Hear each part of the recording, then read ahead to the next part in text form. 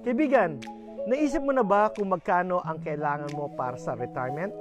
Hindi biro ang gastos, pero hindi rin imposible kung magsisimula ka ng magplano ngayon. Ayon sa mga eksperto, iba-iba ang gastos ng retirement. Depende kung saan ka titira. For example, kung gusto mo sa West Virginia, kailangan mo ng $712,000 in savings at annual budget na $50,000. Kung sa Hawaii, mas mahal. Aabot ng $2.2 million ang kailangan mo para sa comfortable retirement. Base sa studies, marami ang nagsasabing 1 million ang bagong benchmark. Pero sa iba, 1.2 million to 1.5 million ang kinakailangan para mag-retire ng walang alalahanin.